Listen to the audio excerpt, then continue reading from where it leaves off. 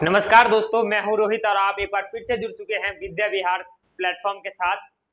आज हम लोग पढ़ने वाले हैं अर्थशास्त्र और प्रारंभ सीरीज के तहत चैप्टर नंबर 1 अर्थशास्त्र का टॉप 25 क्वेश्चन चलेगा। क्वेश्चन का लेवल थोड़ा अभी मीडियम है, धीरे धीरे हम क्वेश्चन का लेवल सीरीज बाय सीरीज बढ़ाते जाएंगे, लेकिन स्टार्टिंग के टाइम में क्वेश्चन का लेवल थोड़ा इजी है, मीडियम है, तो ये सोचकर ये नहीं कि इजी तो है छोड़ देंगे। आपको टोटल 25 क्वेश्चन देखना है, वो टोटल 25 क्वेश्चन आपके लिए बहुत ज्यादा इंपॉर्टेंट है।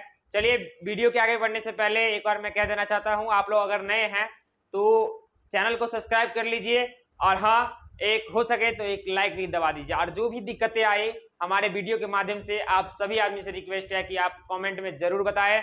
और वीडियो शुरू होने से पहले क्वालिटी को बढ़ा लीजिए और कॉपी कलम लेके बैठिए। देखिए, क्वेश्चन कोई भी हल्का या भारी नहीं होता है, क्वेश्चन क्वेश्चन होता है, ठीक है। ये जरूरी नहीं है एग्जाम में यही पूछ सकता है sin थीटा बराबर p बटा h, ठीक है।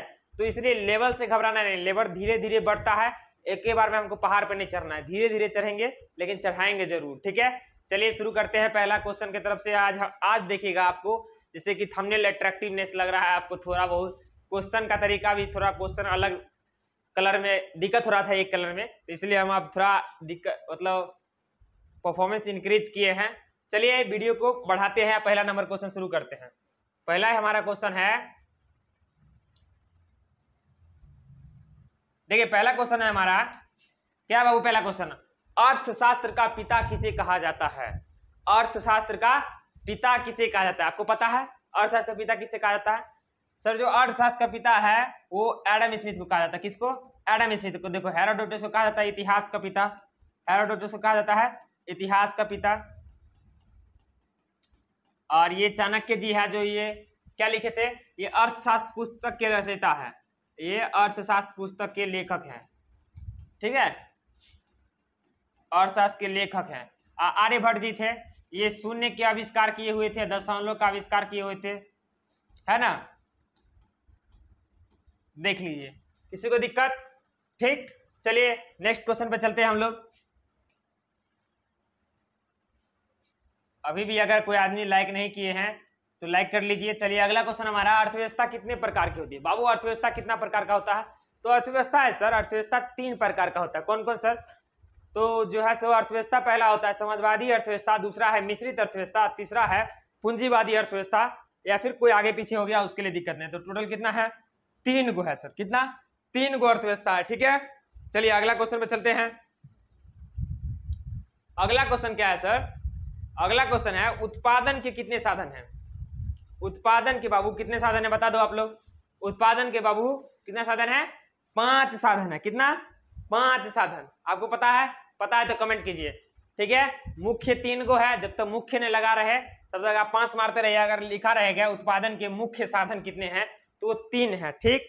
चलिए आगे चलिए, अगला है हमारा, हाँ देखिए, भारत में नीति आयोग की स्थापना कब हुई थी? भारत में नीति आयोग की स्थापना कब हुई थी? कब हुई थी?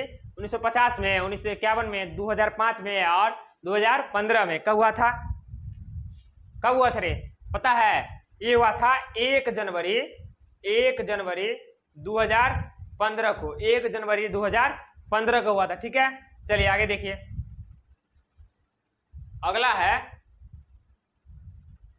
अर्थव्यवस्था के कितने क्षेत्र हैं? अर्थव्यवस्था कितने क्षेत्र हैं? कितना क्षेत्र है अर्थव्यवस्था का? सर अर्थव्यवस्था का जो है सर 3 गो क्षेत्र होता है। प्राथमिक क्षेत्र जिसको हम कृषि क्षेत्र ही बोलते हैं, दूसरा है सर, दूसरा कौन सा? द्वितीय क्षेत्र जिसको हम उद्योग क्षेत्र ही बोलते हैं, तीसरा होता है तृतीय क्षेत्र जिसको हम सेवा क्षेत्र ही बोलते हैं, ठीक है। तो देखिए अर्थव्यवस्था के कितने क्षेत्र होते हैं बाबू? ये 3 क्षेत्र होते हैं, ठीक। किसी को दिक्कत? आगे बढ़िए। अगला क्वेश्चन है, किस क्षेत्र को तृतीय क्षेत्र भी कहा जाता है? अभी मैंने कहा कि सेवा क्षेत्र को तृतीय क्षेत्र कहा जाता है, सेवा क्षेत्र को यानी कि सर्विस सेक्टर को तृतीय क्षेत्र कहा जाता है। भारतीय अर्थव्यवस्था है, भारतीय अर्थव्यवस्था है, कौन सी अर्थव्यवस्था है? भारत में जो अर्थव्यवस्था के प्रकार में कौन सा अर्थव्यवस्था भारत में है, ठीक है। तो भारत में जो है सो वो मिश्रित अर्थव्यवस्था है, यानी कि पूंजीवादी या समाजवादी का मिक्सचर, इसलिए ये हो गया मिश्रित अर्थव्यवस्था। चलिए आगे देख लीजिए, सभी क्वेश्चन को लिखते रहिए, ठीक है। देखिए भारत में योजना आयोग का गठन कब किया गया था? कब किया गया था बुआ? भारत में योजना आयोग का गठन सर 15 मार्च 1950 को जो है भारत में योजना आयोग का गठन किया गया था। ये मैंने पहले भी आपके राजनीति विज्ञान वाले चैप्टर में बताया था। चलिए आगे देख लीजिए। आगे हमारा प्राथमिक क्षेत्र को कहते हैं, मैंने पहले भी कहा अभी कि प्राथमिक क्षेत्र को कहा जाता है कृषि क्षेत्र। ये सब इजी क्वेश्चन है लेकिन इंपॉर्टेंट क्वेश्चन है। चलिए इंपॉर्टेंट की तरफ बढ़ते हैं। एक है जिस देश का राष्ट्रीय आय अधिक होता है, जिस देश का राष्ट्रीय आय अधिक होता है वो कहलाता है, क्या कहलाता है?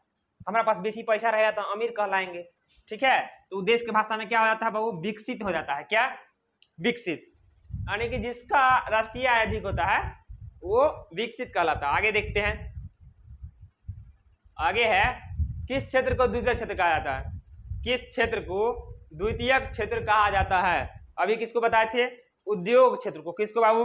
उद्योग क्षेत्र को है द्वितीयक क्षेत्र भी कहा जाता है। ठीक, आगे बढ़िए। अर्थव्यवस्था के जो तीनों क्षेत्र है ये पढ़ना बहुत ज्यादा इंपॉर्टेंट है। आप सभी आदमी से रिक्वेस्ट है, अगर अभी भी आप वीडियो को लाइक नहीं किए हैं तो सभी आदमी एक बार लाइक दबा दीजिए और जो भी दिक्कत आए कमेंट कर दीजिए, हो सके अपने दोस्तों के पास शेयर कीजिए, ठीक है। चलिए आगे बढ़ते हैं। राष्ट्रीय विकास परिषद का गठन कब हुआ था? राष्ट्रीय विकास परिषद का गठन जो है सर ये 1952 में हुआ था। कब? 1952 में। चलिए देखिए अगला क्वेश्चन है हमारा। अगला क्वेश्चन है भारत की प्रथम पंचवर्षीय योजना का कार्यकाल क्या था? ठीक है, आपको भी पता है पंचवर्षीय योजना लागू किया गया था देश के विकासशील से विकसित बनाने के लिए। तो प्रथम पंचवर्षीय योजना कभी लागू किया होगा, तो कब लागू किया था, उसका जो है मतलब कार्यकाल कब से कब तक था ये पूछा जा रहा है। तो वो कार्यकाल था बाबू, पहला पंचवर्षीय योजना लागू हुआ था 1951 से 56 में। कब? 1951 से 56 में, और ये कृषि के विकास को बढ़ावा देने के लिए लागू किया गया था। चलिए आगे देखिए। आगे हमारा पशुपालन एवं मत्स्य पालन किस क्षेत्र का अंग है? पशुपालन एवं मत्स्य पालन यानी कि पशुपालन में, ठीक है, मत्स्य पालन नहीं समझते होंगे, यानी माछ पालना, माछ का खेती बाड़ी करना, तो उसी को किस क्षेत्र में आता है? यानी खेती बाड़ी से रिलेटेड कुछ भी आ जाएगा ना बाबू, ये तो ये प्राथमिक क्षेत्र में आता है। कौन सा? प्राइमरी सेक्टर में आता है, ठीक है। ठीक, चलिए आगे देख लीजिए। अगला क्वेश्चन है हमारा विश्व व्यापार संगठन का मुख्यालय कहाँ है? विश्व व्यापार संगठन यानी कि WTO, इसको इंग्लिश में कहा जाता है अगर फुल फॉर्म पूछे WTO का तो क्या होगा? World Trade Organization. World Trade Organization मतलब होता है विश्व व्यापार संगठन। इसका जो मुख्यालय है ये कहाँ है? ये है बाबू जिनेवा में, ठीक है।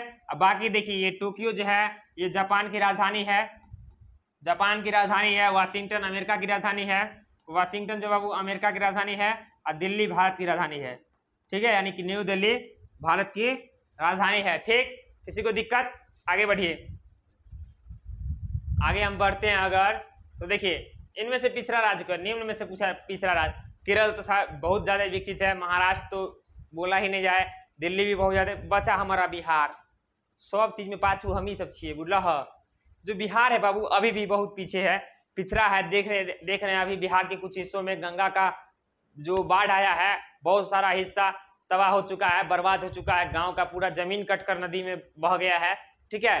तो ये कहा जा सकता है कि अभी भी मतलब ये बहुत पिछड़ा है, कभी बाढ़ मार देता है तो कभी सुखाड़ मार देता है इस राज्य को।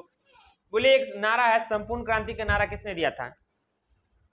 संपूर्ण क्रांति का नारा किसने दिया था बाबू? जयप्रकाश नारायण ने। एक क्वेश्चन आप लोगों से है, जय जवान और जय किसान का नारा किसने दिया था? जय जवान और जय किसान, ठीक है, ये नारा किसने दिया था? और ये वाला जो है संपूर्ण क्रांति का नारा दिया था जयप्रकाश नारायण ने, ठीक है बाबू।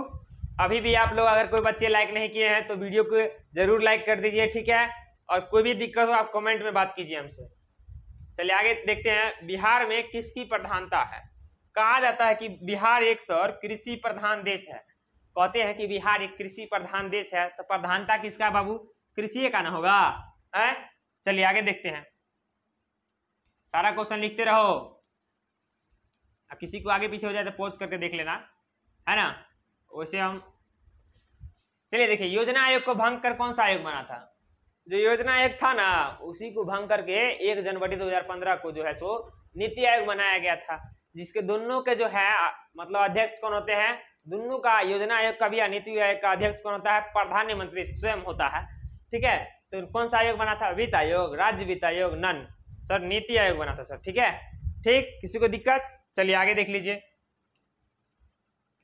किसी भी क्वेश्चन में आपको दिक्कत लगे आप हमको बता सकते हैं।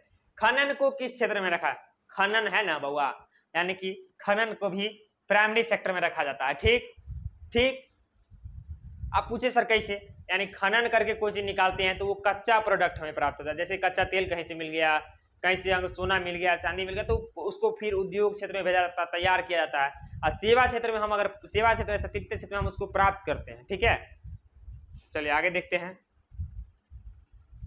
तो जा ये हो गया, खनन को किस क्षेत्र में रखा जाता है, कृषि क्षेत्र में रखा जाता है। आगे देख लीजिए, आगे है, आगे की है, आगे से कृषि का विकास करना, कृषि का विकास करना किस पंचवर्षीय योजना का मुख्य उद्देश्य था। मैंने अभी कहा था वर्ष 1951 से 56 के बीच में बाबू पहला पंचवर्षीय योजना लागू किया गया था, जिसका मुख्य उद्देश्य ही यही था कि कृषि का विकास करना है, पहला पंचवर्षीय योजना का टारगेट था।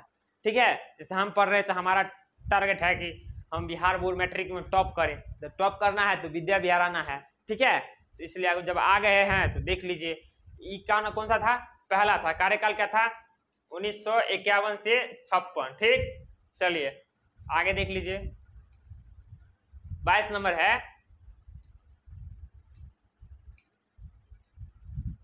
नरेगा में मजदूरों को वर्ष में कितने दिनों काम करने की गारंटी दी गई है।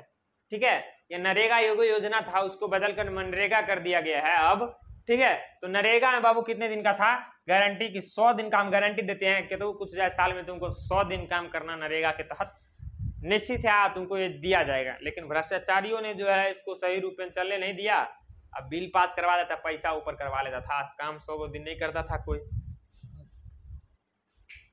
ग्रामीण क्षेत्रों में रहने वाले लोगों की कैलोरी की मात्रा होती है, कितना होता हुआ 2400, 2500, 2000, 2100, कितना 2400 होता है। ठीक ठीक है ना, आगे देख लीजिए, इस क्वेश्चन में अगर डाउट होगा तो बता दीजिएगा हमको। भारत में सेवा क्षेत्र को सामान्यतः कितने भागों में बांटा गया, जो सेवा क्षेत्र है उसको 2 भागों में बांटा गया है। ठीक है, यानी देखिए एगो सेवा तो ये है कि हम आपको सेवा अभी पढ़ा रहे हैं, तो ये थर्ड सेक्टर में, यानी कि आपके पास बना बनाया सब कुछ आ रहा है, बस सेवा देख रहे हैं। ठीक है, ठीक, और एक है कोई प्रोडक्ट बना बनाया है, हम उसको गए और खा लिए, जैसे बिस्किट फाड़ के खा लिए, तो थर्ड सेक्टर में आता है, क्योंकि वो बना बनाया है, उसमें आप दोबारा कोई काम नहीं करना पड़ेगा, है ना। इसलिए ये 2 प्रकार का होता है, ये 2 प्रकार का होता है। ठीक, लास्ट क्वेश्चन है हमारा, देखते हैं, वो लास्ट क्वेश्चन है हमारा, हरित क्रांति का संबंध अर्थव्यवस्था के किस क्षेत्र से है। अच्छा, तो हरित क्रांति किस लिए किया गया था, गेहूं के उत्पादन को बढ़ाने के लिए। अब गेहूं कौन सा सेक्टर में आएगा सर, गेहूं तो वो फसल है, फसल मतलब कृषि होता है, यानी कि कृषि किस में आएगा, फिर प्राथमिक क्षेत्र में आएगा, है ना। तो ये यानी कि हरित क्रांति का संबंध अर्थव्यवस्था के किस क्षेत्र से है, तो प्राथमिक क्षेत्र से है। ठीक, चलिए आगे देख लेते हैं, अगला कोई क्वेश्चन नहीं है, अगला हम लोग कुछ बात करेंगे, है ना।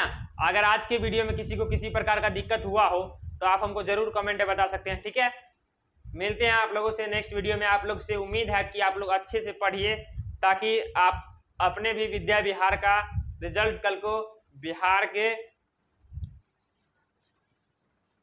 सभी संस्थानों से ऊपर रहे, अपना विद्या विहार का रिजल्ट। मैं आशा करता हूं कि आप में से कोई बच्चा जरूर स्टेट जाएंगे, स्टेट रैंक तक जाएंगे, और स्टेट रैंक का सफर आपका हमारे साथ तय होने वाला है। बस आप लोग पढ़ते रहिए और ईमानदारी से मेहनत करते रहिए। ठीक है, मेहनत करने वालों की कभी हार नहीं आती है। ठीक है, और जब मेहनत किया जाता है ना बाबू, तो कभी न कभी जरूर लाइफ में काम आता है। जैसे हम 10th में बहुत अच्छा से पढ़े थे, तो हमको भी बहुत काम आता है। कोई भी एग्जाम में बैठते हैं तो मैक्सिमम जो क्वेश्चन रहता है वो 10th तक का ही रहता है। ठीक है, तो इसलिए आप लोग बढ़िया से पढ़िए। ठीक है, मिलते हैं आप लोगों से नई वीडियो में, तब तक के लिए धन्यवाद।